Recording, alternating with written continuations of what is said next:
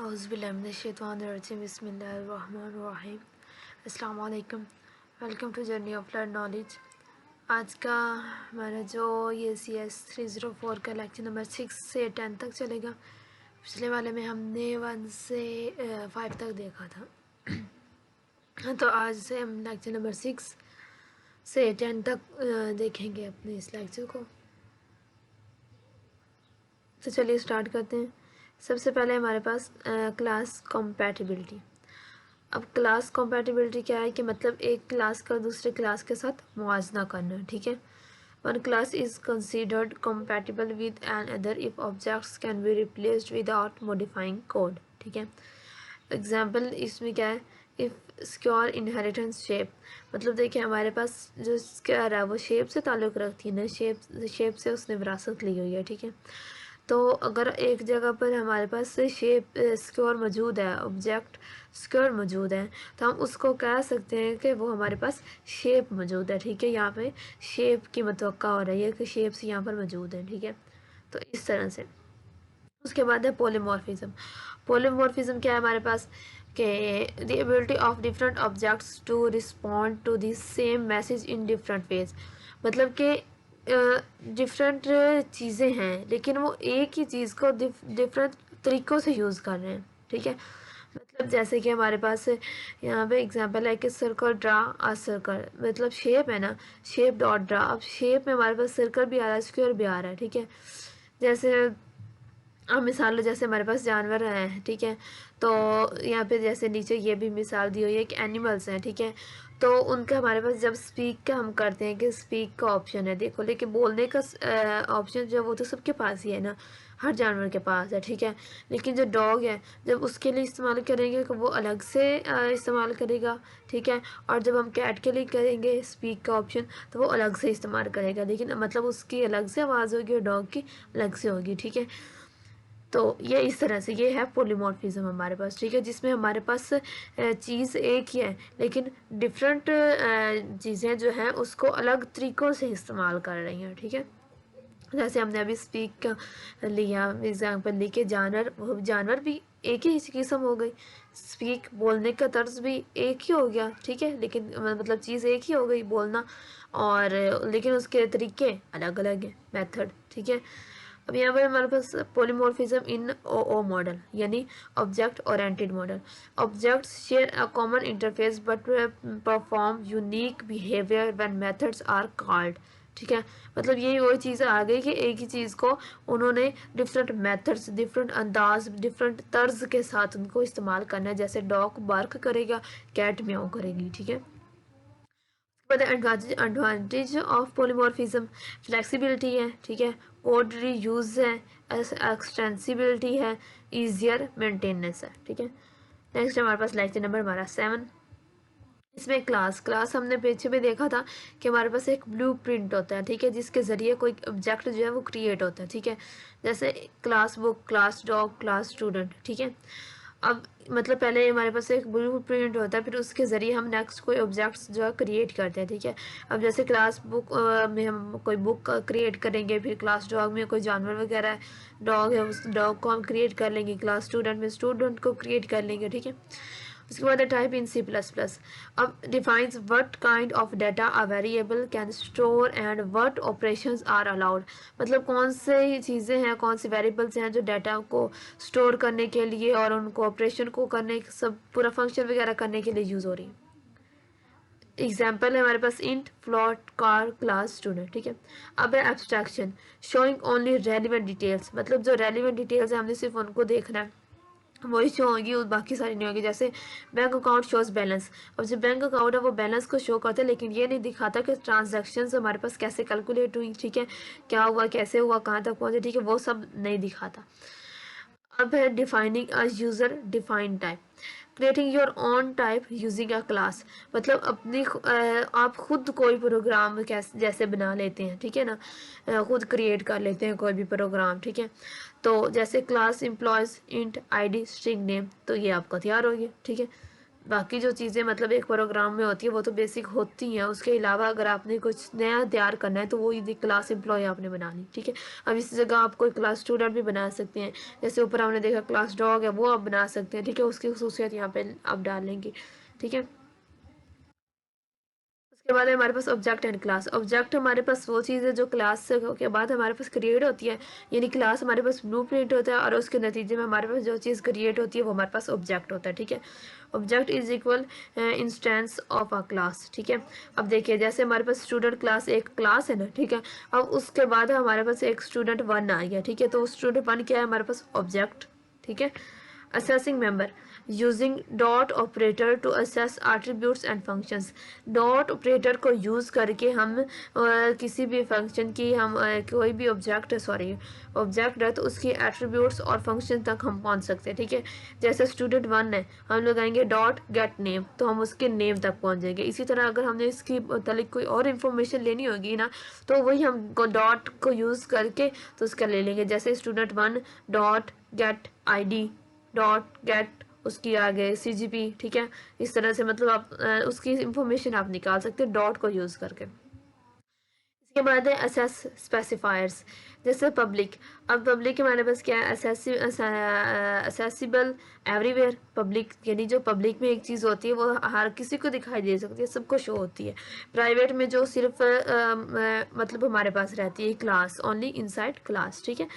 Protected में accessible इन derived class, मतलब वो प्रोटेक्टेड में हो जाती है, ड्राइव्ड क्लास में हमारे पास रहती है, ठीक है। एग्जाम्पल है private age variable can only be accessed by class function, ठीक है। अब ये सिर्फ उन्होंने प्राइवेट की बताई है। आप यूँ कर लें कि जैसे हमारे पास एक स्टूडेंट क्लास है, ठीक है। उसमें जो हमारे पास हमारी ID होगी वो हमारी प्राइवेट होगी, हाँ ID हमारी प्राइवेट होगी, और जो हमारा नेम होगा वो प्रोटेक्टेड में होगा, ठीक है। और उसमें हमारे पास जो हमारी CGP होगी वो हमारी जाएगी पब्लिक में, ठीक है। और अगर आप बैंक अकाउंट की बात करें तो उसमें हमारे पास जो हमारा नेम होगा वो प्रोटेक्टेड में जाएगा, ठीक है। और जो हमारी अमाउंट होगी, जितनी भी सारी अमाउंट होगी वो हमारी जाएगी पब्लिक में, ठीक है, ताकि उससे कोई भी बैंक वगैरह उसको असेस कर सके, ठीक है ना। उसके बाद है हमारे पास लेक्चर नंबर 8 स्टार्ट हो गया, ठीक है। इसमें हमारे पास member functions defined inside a class to perform task, ठीक है। मुख्तलिफ टास्क को परफॉर्म करने के लिए जो एक स्पेसिफिक फंक्शन इस्तेमाल होता है, ठीक है। जैसे वॉइड डिस्प्ले, जैसे हमारे 6301 में हमारे स्टार्टिंग में ये असाइनमेंट आई थी जिसमें हमने वॉइड फंक्शन को इस्तेमाल किया था, ठीक है। तो वही है कि हमारे पास वॉइड डिस्प्ले या स्पेसिफिक फंक्शन को एक टास्क को परफॉर्म करने के लिए पहले हमने लिख लिया, इसके बाद आगे नेक्स्ट हम इसका पूरा प्रोग्राम लिख लेंगे और हमारा जो टास्क है वो परफॉर्म हो जाएगा, ठीक है, पूरा फंक्शन बन जाएगा।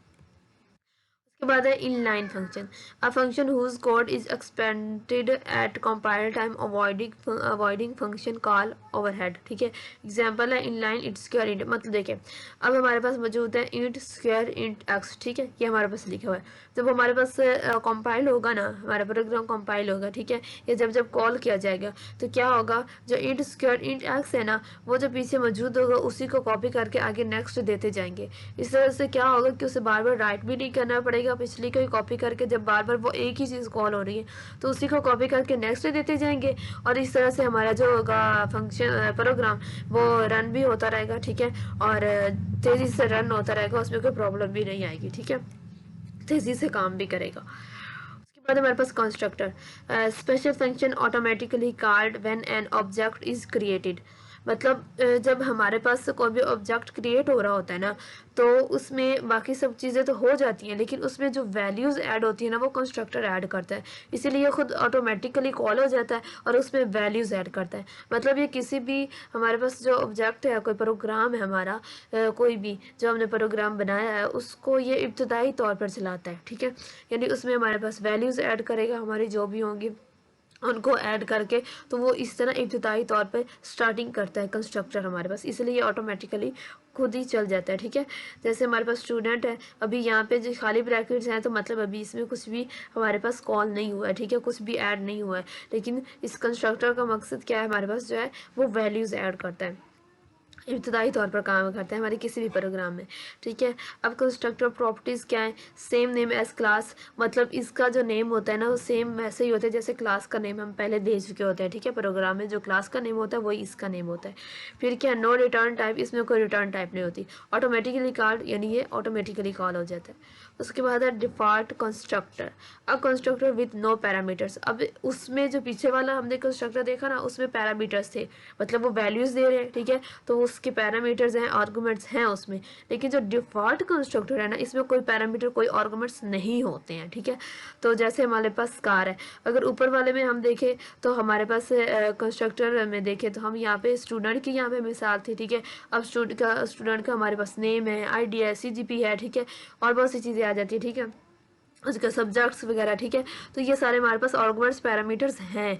लेकिन डिफ़ॉल्ट कंस्ट्रक्टर में अब कार है, इसका कोई मेन चीज़ नहीं है, बस स्टार्ट ही हो जाना है इसने। स्पीड क्या है तो स्पीड यहाँ पे मौजूद है, 0 यहाँ पे है, ठीक है। लेकिन इसका कोई मेन आर्गुमेंट्स या पैरामीटर्स यहाँ कार के नहीं होते हैं, ठीक है। तो इसके बाद है कंस्ट्रक्टर ओवरलोडिंग। कंस्ट्रक्टर ओवरलोडिंग में क्या होता है, एक से ज़्यादा कंस्ट्रक्टर्स हैं वो आप ऐड करते हैं, ठीक है। और फिर जब आप एक से ज़्यादा कंस्ट्रक्टर मतलब 3-4 कंस्ट्रक्टर 3 तो आप ऐड कर देते हैं, ठीक है। तो जब उसके बाद आप वर्क करते हैं, प्रोग्राम बनाते हैं, तो वो उस हिसाब से जो आपने चीज़ें दी होती है उस हिसाब से कोई भी कंस्ट्रक्टर जो है वो ऐड हो जाता है या कॉल हो जाता है, ठीक है। मतलब 2-3 आपने कंस्ट्रक्टर ऐड कर दिए ना, अब जो आपने आगे प्रोग्राम बनाया होगा ना तो उस हिसाब से जो भी आपने चीज़ें वहाँ पे ऐड की होंगी तो उस हिसाब से आगे वो हमारा कंस्ट्रक्टर जो है वो ऐड हो जाएगा। यहाँ पे जैसे कार है तो यहाँ पे कोई भी अभी मौजूद नहीं है ये, लेकिन यहाँ पर इंट एस नाम से हमारी स्पीड मौजूद है, ठीक है। उसके बाद है हमारे पास copy constructor, creates a new object as a copy of another, मतलब दूसरे की तरह के एक न्यू ऑब्जेक्ट तैयार करना कॉपी बना के, ठीक है। जैसे हमारे पास कार C1 है पहले तो उससे हम C2 बना लेंगे, ठीक है। उसके बाद हमारे पास shallow copy, copies only pointer values not the actual data, मतलब इसमें क्या होता है कि पॉइंटर मीन एड्रेस होते हैं ना, तो जो एड्रेस होता है सिर्फ वही उठा लेते हैं, लेकिन उसका अंदर का जो एक्चुअल डाटा होता है उसको नहीं उठाता, ठीक है। तो ये हमारे पास होता है शैलो कॉपी। शैलो कॉपी मतलब जो सिर्फ पॉइंटर यानी उसका एड्रेस उठाता है, बाकी उसके अंदर का डाटा नहीं लेता। तो ये डेंजरस होता है डायनामिक मेमोरी के लिए। जब हमारे पास डायनामिक मेमोरी इन्वॉल्व हो ना तब ये डेंजरस होता है, क्योंकि वो दोनों एक ही मेमोरी यूज़ कर रहे होते हैं। जो हमने पहले वाली चीज़ें मौजूद है, हमारे पास पहले वाला प्रोग्राम मौजूद है, और जो नेक्स्ट कॉपी हमारी आई है जिसने सिर्फ पॉइंटर कॉपी किए हैं, लाइक पॉइंटर लिए हैं, यानी सिर्फ एड्रेस लिए हैं, उसका अंदर वाला डाटा लिया ही नहीं है, तो वो दोनों ही एक ही मेमोरी यूज़ कर रहे होते हैं, जिसकी वजह से काफ़ी जो है हमारा प्रोग्राम क्रैश हो सकता है। इसके बाद है deep copy, copies the actual data from dynamic memory, मतलब जो एक्चुअल डाटा ले लेता है। डीप कॉपी का मतलब ही क्या, मतलब वो पूरा का पूरा उसका अंदर का डाटा सारा निकाल लेता है, सारा कॉपी कर लेता है, ठीक है। तो इसमें हमारे पास है कि इसमें जो हर दोनों जो है अपना अलग अलग कॉपी, और जो पहले वाले असल मौजूद है ओरिजिनल, और जो डीप कॉपी, ये दोनों अलग अलग मेमोरी यूज़ करते हैं, इसीलिए कोई इसमें परेशानी की बात नहीं होती है। इसके बाद है हमारे पास लेक्चर 9। लेक्चर 9 है हमारे पास, शैलो कॉपी वही आ गया, ठीक है, जो अभी पीछे हमने बात की।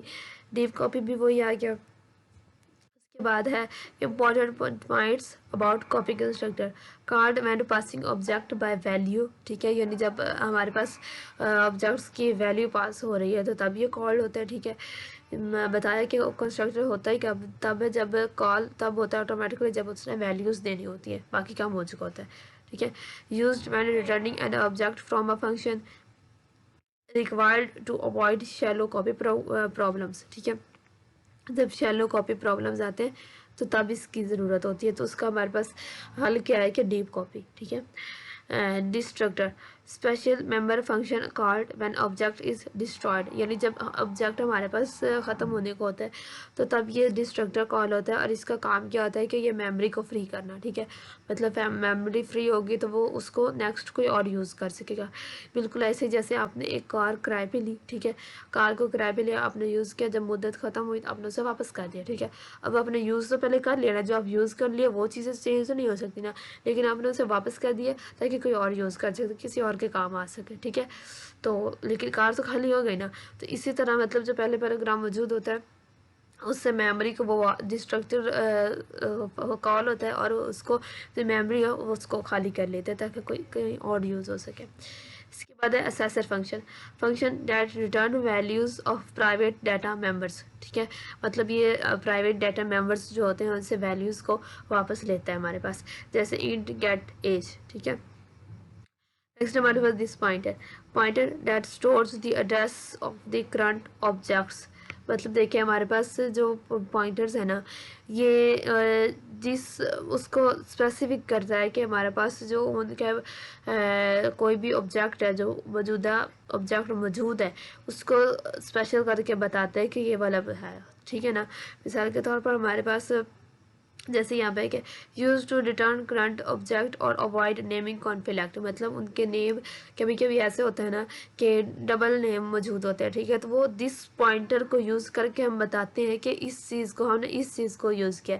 जैसे पॉइंट ए है, ठीक है, उसका नाम भी, वो पॉइंट ए को भी हमने नेम दे दिया, पॉइंट बी को भी हमने नेम दे दिया। ठीक है, तो जब हम आगे नेक्स्ट यूज़ करेंगे ना, तो हम बताएंगे दिस पॉइंटर नेम। ठीक है, मतलब हमें बताएंगे कि जो पॉइंट ए वाला ना हम इसको कह रहे हैं कि दिस पॉइंटर। ठीक है, तो वो वाज़े हो जाता है कि हम किसको कॉल कर रहे हैं। ठीक है, इसके बाद है हमारे पास लेक्चर नंबर 10, जिसमें हमारे पास use of this pointers. Access current objects members, यानी जो मौजूदा ऑब्जेक्ट्स मौजूद है उन तक पहुंचना। रिजॉल्व नेमिंग कॉन्फ्लिक्ट, जो पहले अभी बताया गया, अगर डबल नेम है तो उसको हम किस तरह, उस कन्फ्यूजन को किस तरह दूर कर सकते हैं। Return reference of the current object, मतलब जो करंट ऑब्जेक्ट मौजूद है उसी का हवाला देना। मतलब एक प्रोग्राम हमने अभी अभी किया है ना, तो उसी को एंड पे हवाला देना कि हमने किस तरह से कैसे करके दिया है। ठीक है, इसके बाद है separation of interface and implementation. इसमें क्या है हमारे पास, class header file is equal interface. ठीक है, मतलब 2 पॉइंट्स, ये जो हमारे पास separation of interface and implementation है 2 पार्ट्स में डिवाइड होता है। एक तो ये कि उसकी हेडर फाइल होती है, ठीक है, इंटरफेस होता है, और दूसरा उसकी कोडिंग होती है, यानी उसको C++ में हम उस फाइल को किस तरह से कर रहे हैं, किस तरह से हो रहा है, वो कोडिंग के ज़रिए बताते हैं कि उसकी इम्प्लीमेंटेशन किस तरह से हो रही है। ठीक है, उसके बाद है complex number, a class illustrating real and imaginary parts. ठीक है, मतलब कॉम्प्लेक्स नंबर वो होते हैं जिसमें हमारे पास रियल और इमेजिनरी पार्ट्स दोनों होते हैं, यानी एक्स एक्सिस और वाई एक्सिस। ठीक है, जैसे यहाँ पे class complex int real image बताएंगे। अब इस तरह से मिसाल है, जैसे हमारे पास एक घर है, ठीक है, सॉरी एक नक्शा है। ठीक है, उस नक्शे पर अब आप देख रहे हैं, एक किसी घर को देख रहे हैं। ठीक है, किसी घर का नक्शा, अब आपके पास नक्शा मौजूद है, उसकी जगह आप एक घर को देख रहे हैं। अब घर को देख रहे हैं तो आपके पास 2 पॉइंट है, 2 और 3। 2 आपको बताता है कि वो घर उफ़क़ी तौर पर किस तरह मौजूद है, और 3 बताता है कि अमूदी तौर पर मौजूद है। ठीक है, कैसे मौजूद है। ठीक है, वो उसका जो 2 है वो उफ़क़ी तर्ज बता रहा है, और जो 3 है वो अमूदी तर्ज बता रहा है। यानी हमारे पास उफ़क़ी जो है वो एक्स एक्सिस है, और जो अमूदी है वो वाई एक्सिस है। ठीक है, तो यहाँ पे हमारे पास एक्स एक्सिस जो होता है वो रियल पार्ट होता है, और जो वाई एक्सिस होता है हमारे पास वो इमेजिनरी पार्ट होता है। ठीक है, यानी हम घर की एक्स एक्सिस और वाई एक्सिस देख रहे हैं, यानी रियल और इमेजिनरी दोनों पार्ट देख रहे हैं। ठीक है ना, उसकी जो होता है वो हमारे पास होता है कि ज़मीन पर जैसे लेटा हुआ। ठीक है, और जो अमूदी होता है वो हमारे पास होता है कि यानी सीधा खड़ा, ज़मीन पर सीधा खड़ा, इस तरह से होता है हमारे पास। तो कॉम्प्लेक्स नंबर वो होते हैं जिनके ज़रिए हम चीज़ों की दोनों साइड्स को देख रहे होते हैं, उनके रियल पार्ट को भी, इमेजिनरी पार्ट को भी। जैसे हमने नक्शे पर घर की मिसाल लेकर, मतलब नक्शे पर हमने किसी घर को देखा, उसके एक्स एक्सिस के हिसाब से भी और वाई एक्सिस के भी हिसाब से। ठीक है, यानी रियल और इमेजिनरी दोनों हिसाब से उसको देख लिया। ठीक है, उसके बाद है कॉन्स्ट मेंबर फंक्शन, यानी function that do not modify object data.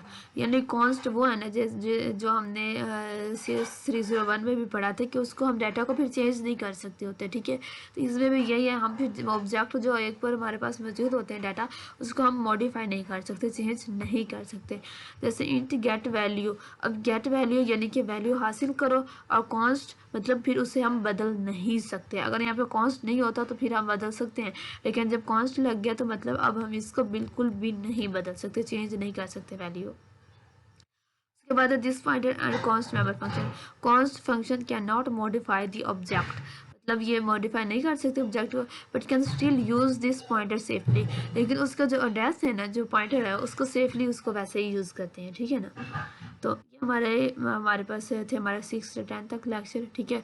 Next हमारे इंशाल्लाह होंगे 11 से 15 तक, हाँ 11 से 15 तक के होंगे, ठीक है। तो चैनल को सब्सक्राइब लाजमी कर लीजिए और वीडियो को लाइक भी कीजिए पसंद आए तो। सारी इंतहाई बहुत ही इजी और चीज़ें थी जो आपको डिटेल में समझाई गई हैं यहाँ पे, ठीक है। तो लाजमी सब्सक्राइब कर लीजिए और शेयर भी कीजिए। बाकी दुआ में याद रखिए। अल्लाह हाफिज़।